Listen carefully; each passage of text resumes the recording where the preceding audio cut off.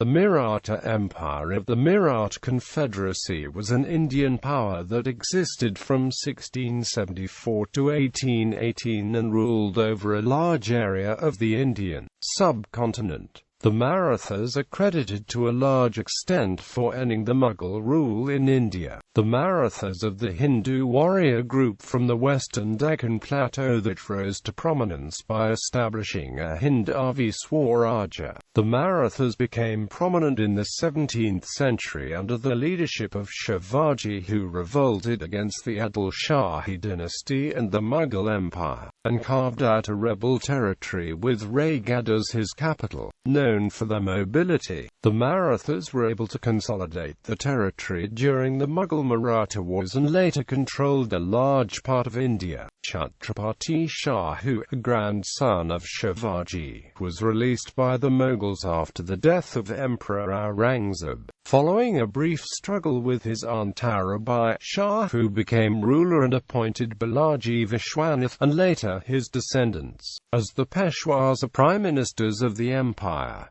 Balaji and his descendants played a stellar role in expansion of Maratha rule. The empire at its peak stretched from Tamil Nadu in the south to Peshawar in the north, and Bengal and Andaman Islands in the east. In 1761, the Maratha army lost the Third Battle of Panipat to Ahmad Shah Abdali of the Afghan Durrani Empire, which halted their imperial expansion into Afghanistan. 10 years after Panipat, the young Peshwa Madhav Rai's Maratha resurrection reinstated Maratha authority over North India. In a bid to effectively manage the large empire, he gave semi-autonomy to the strongest of the knights, which created a confederacy of Maratha states. They became known as the Gaekwads of Baroda, the Holkars of Indore and Malwa, the Scindias of Gwalior and Ujjain, the Bansales of the Nagpur and the Purs of Dar and Amptuas.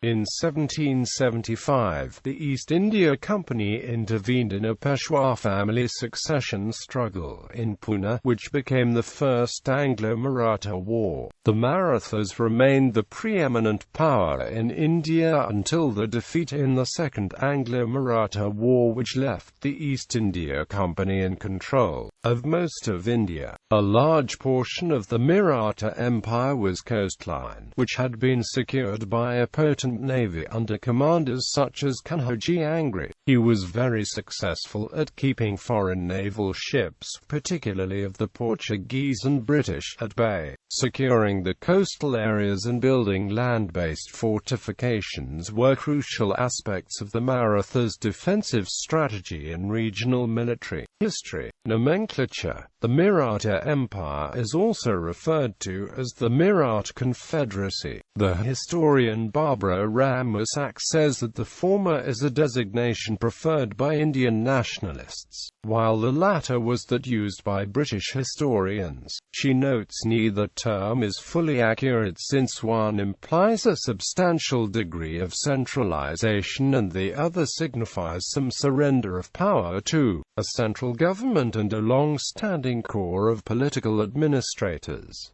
Maratha power was fragmented among several discrete fragments, although at present the word Maratha refers to a particular caste of warriors and peasants. In the past the word has been used to describe Marathi people, including Marathas themselves. History. The empire had its head in the Chhatrapati as Tajuri, but the de facto governance was in the hands of the Peshwas after death of Shahu, and with the death of Madhav Rai, various chiefs played the role of the de facto rulers in their own regions. The details are as below. Shivaji and his descendants. Shivaji was a Maratha aristocrat of the Bhonsle clan who is considered to be the historical founder of the Maratha Empire. Shivaji led a resistance to free the Maratha people from the Sultanate of Bijapur and re-establish Hindavi Swarajya. He created an independent Maratha kingdom with Raigad as its capital, and successfully fought against the Mughals to defend his kingdom. He was crowned as Chhatrapati of the new Maratha kingdom in 1674.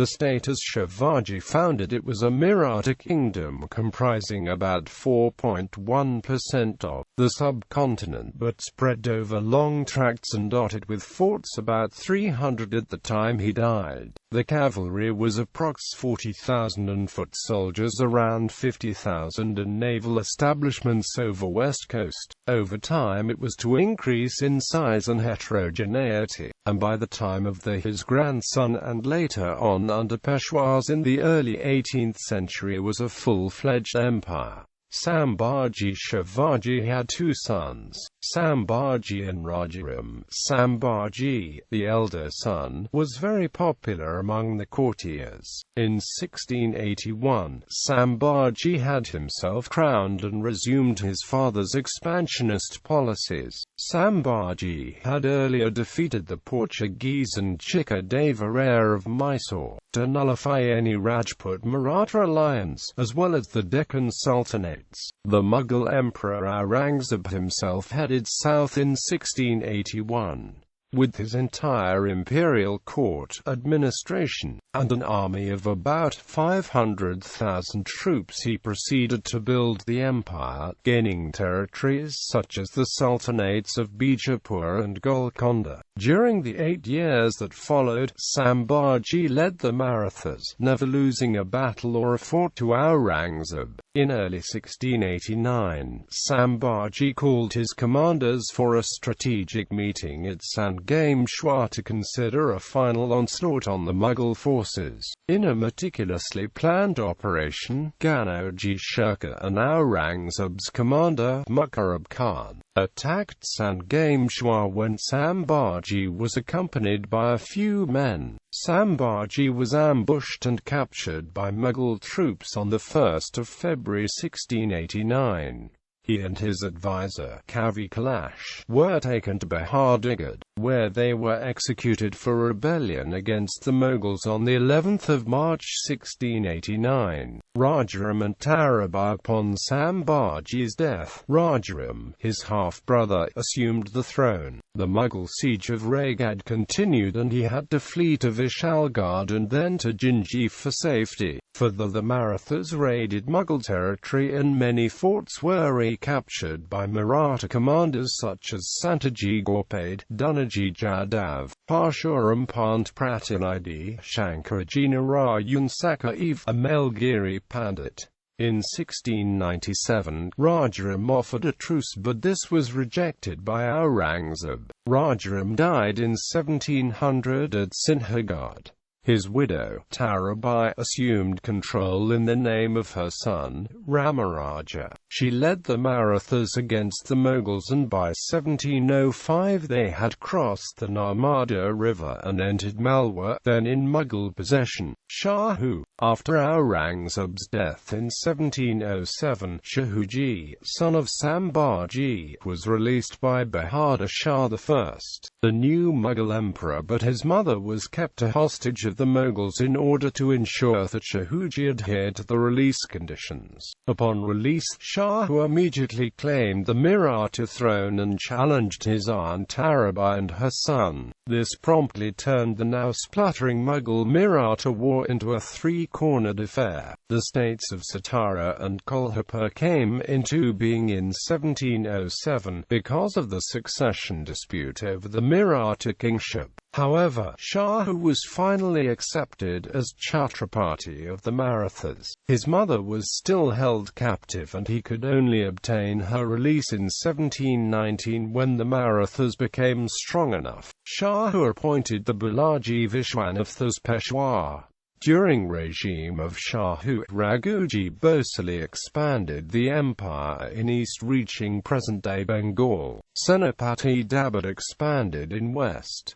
Peshwa Bajirao and his three chiefs Parwa, Holkar and Scindia expanded in north. All these houses became hereditary, thereby eventually undermining the Chhatrapati's authority there. Peshwa era. During this era, Peshwas belonging to the Chitpavan family controlled the Maratha army and later became de facto rulers of the Maratha Empire. During the reign, the Maratha Empire reached its zenith, ruling most of the Indian subcontinent. Balaji Vishwanath Shahu appointed the Peshwa Balaji Vishwanath in 1713. From his time, the office of Peshwa became supreme while Shahuji became a figurehead. His first major achievement was the conclusion of the Treaty of Lonavala in 1714 with Kanhoji Angry, the most powerful naval chief on the western coast. He later joined the Marathas. In 1719, an army of Marathas marched up to Delhi along with Syed Hussain Ali, the Mughal governor of Deccan, and managed to depose the Mughal emperor. Thus Marathas realized for the first time the potential to make and unmake Mughal emperors. Baji Rao I. After Balaji Vishwanath's death in April 1720, his son, Baji Rao I, was appointed Peshwa by Shahu. Bajirao is credited with expanding the Maratha Empire tenfold from 3% to 30% of the modern Indian landscape during 1720 to 40. He fought over 41 battles before his death in 1740 and is reputed to have never lost one. The Battle of Park was a land battle that took place on 28 February 1728 at the village of Park, near the city of Nashik, Maharashtra, India, between Baji Rao I and the Nizam-ul-Mulk of Hyderabad.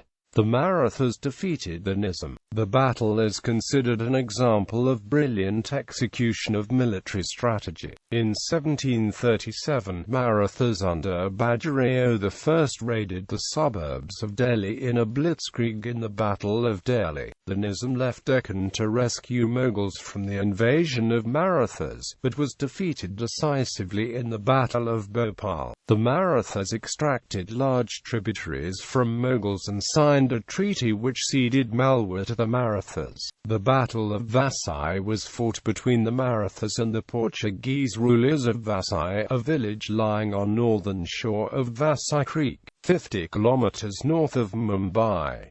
The Marathas were led by Chimaji Appa, a brother of Baji Rao. Maratha victory in this war was a major achievement of Baji Rao's time in office.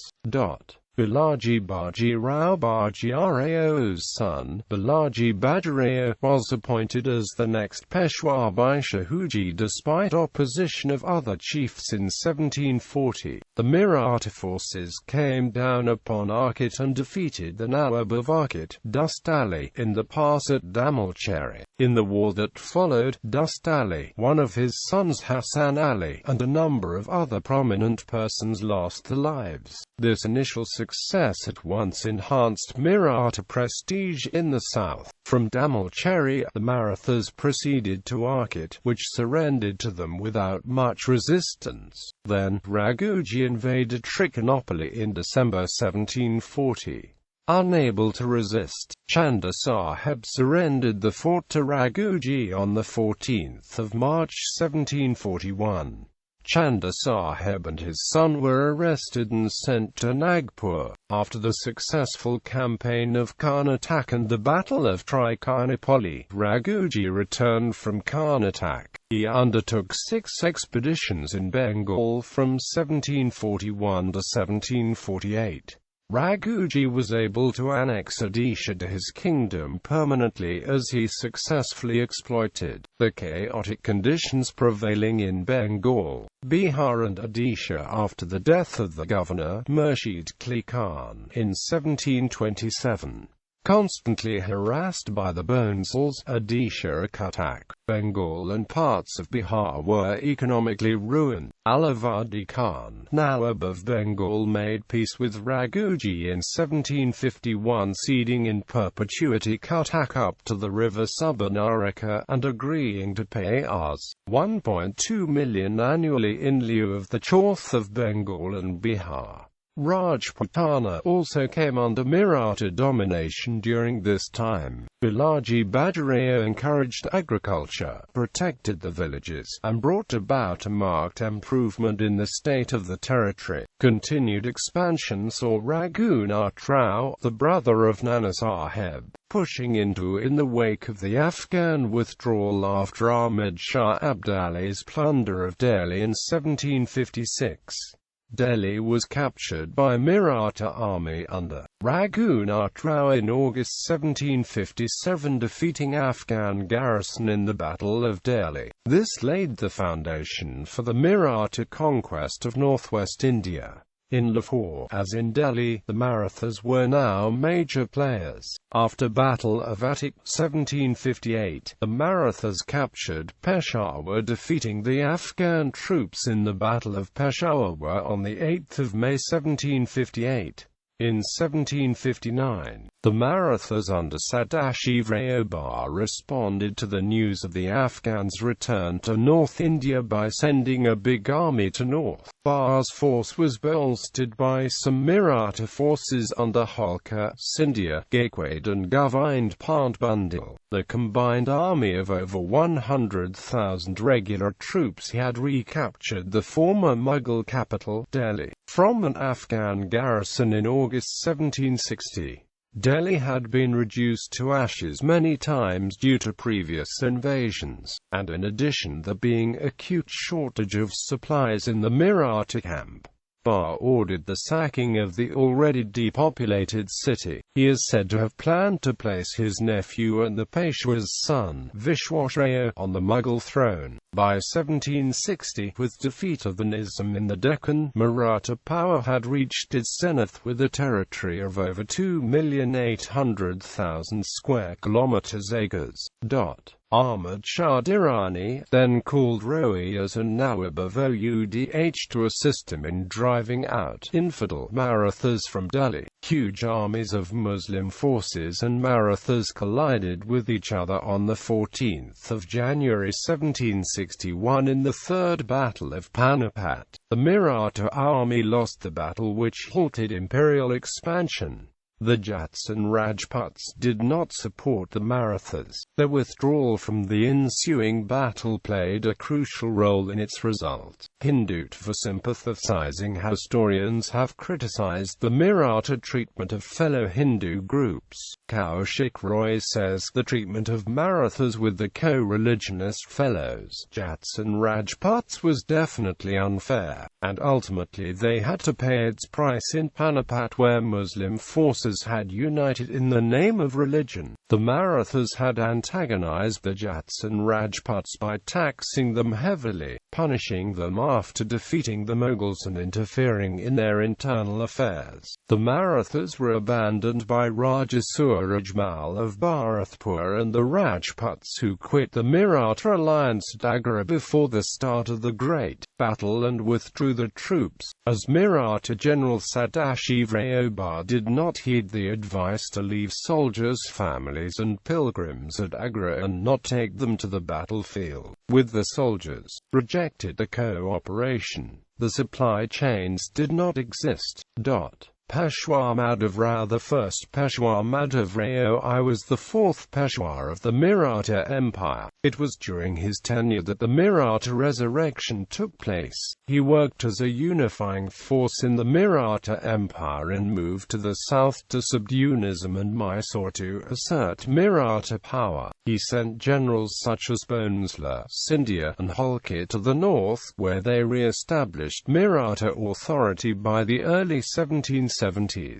Professor G. S. Chabra wrote, young though he was, Madhav Rao had a cool and calculating head of a seasoned and experienced man. The diplomacy by which he could win over his uncle Raghubar when he had no strength to fight, and the way he could crush his power when he had the means to do so later on, proved in him a genius who knows when and how to act. The formidable power of the Nizam was crushed. Hyder Ali, who was a terror even to the British, was effectually humbled, and before he died in 1772, the Marathas were almost there in the north where they had been before Panipat. What could not have the Marathas achieved if Madhav had continued living just for a few years more? Destiny was not in favor of the Marathas. The death of Madhav was a greater blow than the defeat of Panipat, and from this blow they could never again recover. His death is considered to be the most fatal blow to the Maratha Empire, and from that time Maratha power started to move on a downward trajectory, with working as a confederacy than an empire. He died at the age of 27 in 1772. Confederacy era. In a bid to effectively manage the large empire, Madhav Rao Peshwa gave semi-autonomy to the strongest of the knights. After the death of Peshwa Madhav Rao, various chiefs and statesmen became de facto rulers, and the Peshwa was relegated to a secondary position and became the ceremonial king. Thus, the semi-autonomous Maratha states came into being in far-flung regions of the empire: Peshwas of Pune, Gakwads of Baroda, Holkars of Indore, Scindias of Gwalior and Ujjain, Bansales of Nagpur, Puras of Juyas and Amp-Dar. Even in the original kingdom of Shivaji itself, many knights were given semi-autonomous charges of small districts, which led to princely states Sangli and Bhoi, Orda, Faltan, Miraj, etc. Pawas of Udgur were also part of Confederacy. Major events after the 1761 Battle of Panipat: Malhar Rao Holkar attacked the Rajputs and defeated them at the Battle of Mangrol. This largely restored Maratha power in Rajasthan. Under the leadership of Mahaji Shinde, the ruler of the state of Gwalior in central India, the Marathas defeated the Jats, the Rohilla Afghans, and took Delhi, which remained under Maratha control for the next 3 decades. His forces conquered modern-day Haryana. Shinde was instrumental in resurrecting Maratha power after the debacle of the Third Battle of Panipat, and in this he was assisted by Benoit de Boyne. In 1767 Madhav Rao crossed the Krishna River and defeated Hyder Ali in the battles of Sira and Majuri. He also rescued the last queen of the Keladi Nayaka kingdom, who had been kept in confinement by Hyder Ali in the fort of Majuri. In early 1771, 10 years after the collapse of Maratha authority over North India following the Third Battle of Panipat, Mahaji recaptured Delhi and installed Shah Alam II as a puppet ruler on the Mughal throne, receiving in return the title of Deputy Vakil ul-Mutlaq, a vice-regent of the empire, and that of Vakil ul-Mutlaq being at his request conferred on the Peshwa. The Mughals also gave him the title of Amir al-Amara. After taking control of Delhi, the Marathas sent a large army in 1772 to punish Afghan warriors for their involvement in Panipat. Their army devastated Rohilkhand by looting and plundering, as well as taking members of the royal family as captives. After the growth in power of feudal lords like Malwasadars, landlords of Bundelkhand and Rajput kingdoms of Rajasthan, they refused to pay tribute to Mahaji.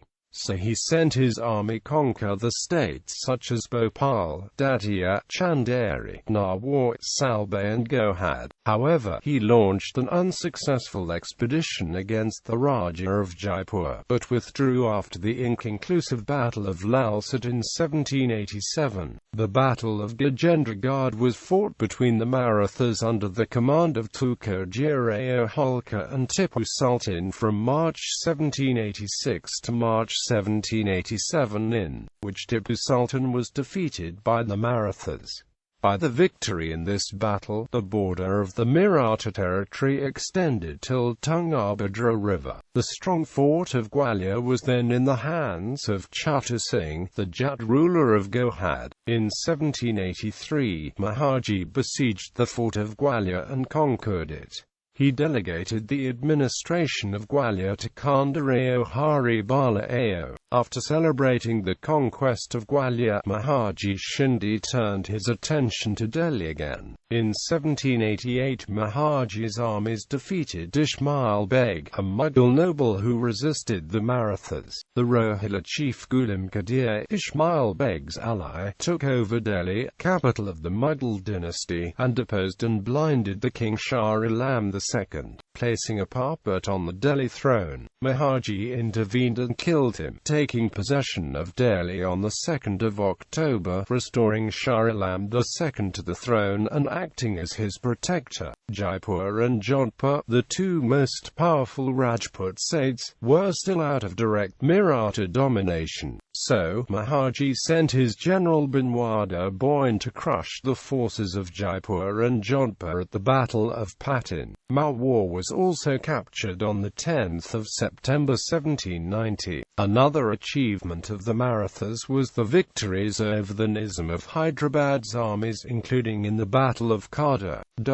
British intervention in 1775. The British East India Company, from its base in Bombay, intervened in a succession struggle in Pune, on behalf of Raghu of Thraya, who wanted to become Peshwa of the empire. Maratha's forces under Tukerjirao Holkar and Mahardaji Shinde defeated a British expeditionary force at the Battle of Vagaun, but the heavy surrender terms, which included the return of annexed territory and a share of revenues, were disavowed by the British authorities at Bengal, and fighting continued. What became known as the First Anglo-Maratha War ended in 1782 with a restoration of the pre-war status quo and the East India Company's abandonment of Raghu of Thraya's cause. In 1799, Yashwantrao Holkar was crowned king of Holkars. He captured Ujjain. He started campaigning towards the north to expand his empire in that region. Yashwantrao rebelled against the policies of the Peshwa Baji Rao II. In May 1802, he marched towards Pune, the seat of the Peshwa. This gave rise to the Battle of Pune, in which the Peshwa was defeated. After the Battle of Pune, the flight of Peshwa left. The government of Maratha stayed in the hands of Yashwantrao Holkar. He appointed Amrutrao as the Peshwa and went to Indore on the 13th of March 1803. All except Gaikwad, chief of Baroda, who had already accepted British protection by a separate treaty on the 26th of July 1802, supported the new regime. He made a treaty with the British. Also, Yashwantrao successfully resolved the disputes with Scindia and the Peshwa. He tried to unite the Maratha Confederacy, but to no avail. In 1802, the British intervened in Baroda to support the heir to the throne against rival claimants, and they signed a treaty with the new Maharaja recognizing his independence from the Maratha Empire in return for his acknowledgement of British paramountcy. Before the Second Anglo-Maratha War, the Peshwa Baji Rao II signed a similar treaty. The defeat in Battle of Delhi 1803 during Second Anglo-Maratha War resulted in the loss of the city of Delhi for the Marathas. The Second Anglo-Maratha War represents the military high watermark of the Marathas, who posed the last serious opposition to the formation of the British Raj. The real contest for India was never a single decisive battle for the subcontinent. Rather, it turned on a complex social and political struggle for control of the South Asian military economy. The victory in 1803 hinged as much on finance, diplomacy, politics and intelligence as it did on battlefield maneuver and war itself. Ultimately, the Third Anglo-Maratha War resulted in the loss of Maratha independence. It left the British in control of most of India. The Peshwa was exiled to Bidor as a pensioner of the British. The Maratha heartland of Desh, including Pune, came under direct British rule, with the exception of the states of Kolhapur and Satara, which retained local Maratha rulers. The Maratha-ruled states of Gwalior, Indore, and Nagpur all lost territory, and came under subordinate alliance with the British Rajas, princely states that retained internal sovereignty under British paramountcy. Other small princely states of Maratha knights were retained under the British Raj as well. The Third Anglo-Maratha War was fought by Maratha warlords separately instead of forming a common front, and they surrendered one by one. Shinde and the Pashtun Mir Khan were subdued by the use of diplomacy and pressure, which resulted in the Treaty of Gwalior on 5 November 1817. All other Maratha chiefs like Holkars, Bhonsles and Peshwa gave up arms by 1818. British historian Percival Spear describes 1818 as a watershed year in the history of India, saying it was henceforth accurate to speak of Britain's Indian Empire. The war left the British, under the auspices of the British East India Company, in control of virtually all of present-day India south of the Sutlej River. The famed Nasik diamond was acquired by the company as part of the spoils of the war. The British acquired large chunks of territory from the Maratha Empire and in effect put an end to the most dynamic opposition. The terms of surrender Major General John Malcolm offered to the Peshwa were controversial amongst the British for being too liberal. The Peshwa was offered a luxurious life near Kanpur and given a pension of about £80,000. A comparison was drawn with Napoleon, who was confined to a small rock in the South Atlantic and given a small sum for his maintenance.